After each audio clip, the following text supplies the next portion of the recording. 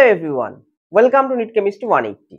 আজকে আমাদের টপিক হচ্ছে ক্লাস 11 এ যে ফার্স্ট সেমিস্টার এক্সাম হতে চলেছে বাংলা মিডিয়ামে, তাদের যে ইম্পর্টেন্ট টপিক গুলো আছে সিলেবাসে তার উপরের এমসিকিউ এর ভিডিও পার্ট 2।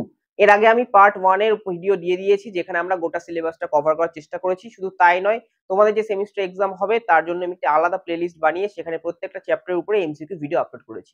তাই তোমরা যারা আমার চ্যানেলে আছে নতুন আছো, অবশ্যই তোমরা প্লেলিস্টে গিয়ে ভিডিওগুলি দেখতে পারো এবং চ্যানেলটি সাবস্ক্রাইব করে নোটিফিকেশন বেলটি প্রেস করে দাও, কারণ এই ভিডিওগুলো দেখলে আশা করছি তোমাদের ক্লাস 11 এর সেমিস্টার এক্সাম খুব ভালো হবে কেমিস্ট্রিতে। শুধু তাই নয়, আগামী দিনে যারা নিট অথবা জেইই যারা প্ল্যান করছো তাদের জন্য কিন্তু এই চ্যানেলটি খুবই উপকারী হতে চলেছে কেমিস্ট্রিতে। তো চলো ভিডিওটি শুরু করছি। তো ফার্স্ট কোশ্চেন কি বলেছে, এক নম্বর বলেছে which of the following anions is present in the simple single chain structure of silicate. অর্থাৎ simple single chain structure of সিলিকেটে কোন অ্যানায়নটা প্রেজেন্ট আছে। আমাদের দেখো চারটে অপশন দেওয়া আছে। ফার্স্ট অপশন আছে SiO4 4-, second option Si2O7 6-, third Si2O5 2- whole n এবং ফোর্থ আছে SiO3 2- হোল n। তো আমরা জানি এটা কি হবে, অপশন ডি হবে SiO3 2- হোল n। এই অ্যানায়নটাই থাকে আমাদের সিম্পল সিলিকেটে। Next, the product formed in the reaction BCl3 plus water product. অর্থাৎ BCl3 কে আমরা হাইড্রোলিসিস করছি, সেক্ষেত্রে কোন কোন প্রোডাক্ট আমরা পেতে পারি। অপশন আছে H3BO3 plus HCl, option B B2O3 plus HOCl, আর অপশন সি আছে B2H6 প্লাস HCl, আর অপশন ডি বলছে কোনো রিঅ্যাকশন হবে না। কিন্তু এখানে কি রিঅ্যাকশন হয় দেখো, BCl3 প্লাস H2O। রিঅ্যাকশনটা মুখস্থ করতে হবে না, আমরা জাস্ট টেকনিক অ্যাপ্লাই করলে এই ধরনের রিঅ্যাকশন করে ফেলতে পারবো। দেখো BCl3 তে বোরন আর ক্লোরিনের মধ্যে কে বেশি ইলেকট্রোনেগেটিভ? ক্লোরিন বেশি ইলেকট্রোনেগেটিভ। তাহলে ক্লোরিনটাকে মনে মনে আমি মাইনাস ধরতে পারি আর বোরনটাকে মনে মনে আমি প্লাস ধরতে পারি। এবার H2 এর মধ্যে কি আছে? H2 এর মধ্যে আছে H প্লাস আর OH মাইনাস। তাহলে এইখানে কি হবে, যে OH মাইনাসটা আছে সেটা বোরনের সঙ্গে অ্যাটাচ হবে আর H প্লাসটা অ্যাটাচ হবে ক্লোরিনের সঙ্গে। তাহলে ক্লোরিনের সঙ্গে H প্লাস অ্যাটাচ হলে আমরা কি পাবো? HCl। এবার দেখো এখানে ক্লোরিন কটা আছে? ক্লোরিন আছে তিনটে, তাহলে এখানে আমরা কি পাবো? তিনটে HCl পাবো।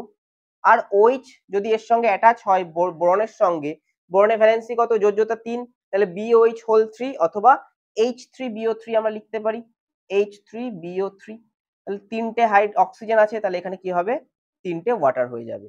তাহলে এখানে দেখো হাইড্রোজেনটা ব্যালেন্স হয়ে গেছে, 3 দুগুণে 6, এখানে 3 আর 3 6। তাহলে আমরা প্রোডাক্ট কি কি পাচ্ছি? H3BO3 আর HCl। তাহলে option A will be the correct answer.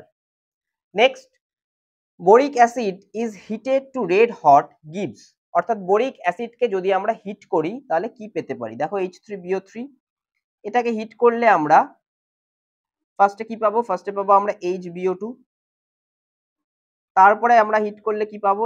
H4B2O7, এবং সবশেষে আমরা কি পেয়ে যাব? সবশেষে আমরা পেয়ে যাব কিন্তু B2O3। তাহলে B2O3 দেখো কোথায় আছে? অপশনে আছে HBO2, এটা নয় কারণ এখানে থামবে না, H2BO2 নয়, B2O3। তো option C will be the correct answer. Next, calcium carbide reacts with water to produce. Option আছে methylene gas, acetylene gas, oxyacetylene gas নাকি অক্সিমিথিলিন গ্যাস। এই মেথডেই কিন্তু হয়ে যাবে আমাদের। দেখো ক্যালসিয়াম কার্বাইড যদি লিখি CaC2 প্লাস আমাদের আছে ওয়াটার। তাহলে এইখানে দেখো ক্যালসিয়ামটা মনে মনে আমি প্লাস ধরে নেব, তাহলে কার্বনটা কি হয়ে যাবে? মাইনাস, কারণ বেশি মেটালিক কে? ক্যালসিয়াম।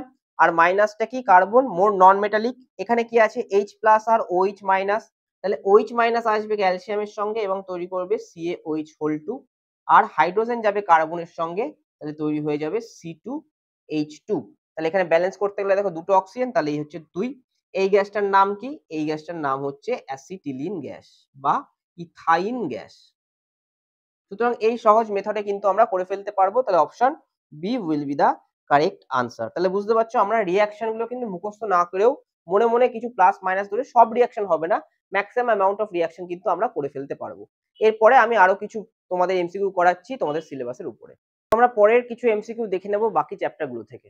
দেখো ফার্স্ট কোশ্চেন কি বলেছে, হুইচ অক্সাইড ইজ অ্যাম্ফোটেরিক। এর মধ্যে কোন অক্সাইডটা অ্যাম্ফোটেরিক? দেখো অ্যাম্ফোটেরিক অক্সাইড কাকে বলে? অ্যাম্ফোটেরিক অক্সাইড মানে হচ্ছে তারাই যারা both basic and acidic property show করবে। Both basic and acidic. তার মানে অ্যাসিডের সঙ্গে রিয়াকশন করেও সল্ট অ্যান্ড ওয়াটার দেবে, আর বেসের সঙ্গে রিয়াকশন করেও সল্ট অ্যান্ড ওয়াটার দেবে। আমরা জানি মেটালের অক্সাইড গুলো কি হয়, মেটালের অক্সাইড গুলো বেসিক হয়, মেটালের অক্সাইড বেসিক, আর নন মেটালের অক্সাইড গুলো হয় অ্যাসিডিক।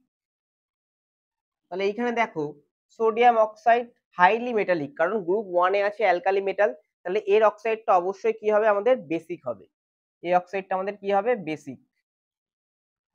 অ্যালুমিনিয়াম অক্সাইডটা পরে দেখছি আমরা। সালফার ট্রাইঅক্সাইড, সালফার কোথায় আছে, অক্সিজেন নিচে আছে, গ্রুপ 16 একদম ডান দিকে আছে, তাহলে এই অক্সাইডটা কি হবে অবশ্যই অ্যাসিডিক।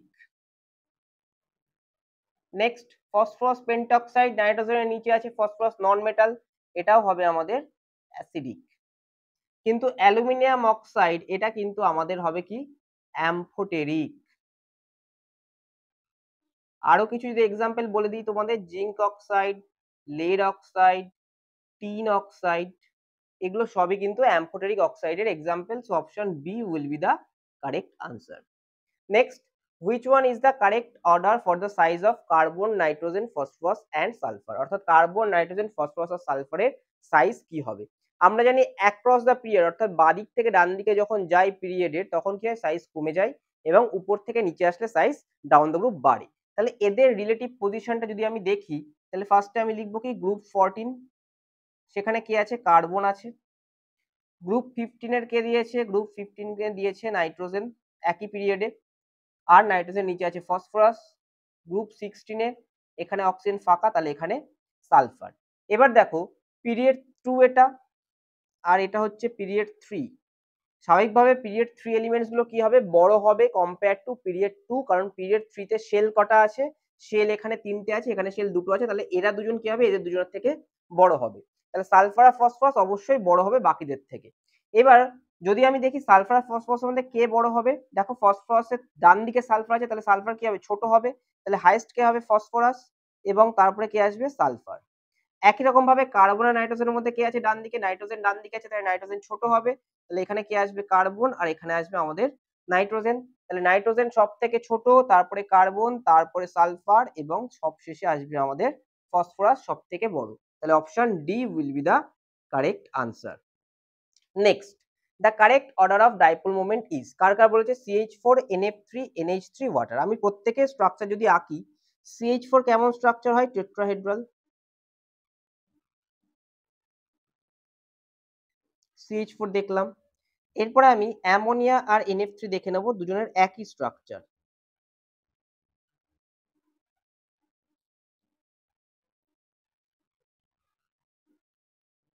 অ্যামোনিয়া হচ্ছে পিরামিডাল স্ট্রাকচার, এবং এখানে একটা লোন পেয়ার আছে।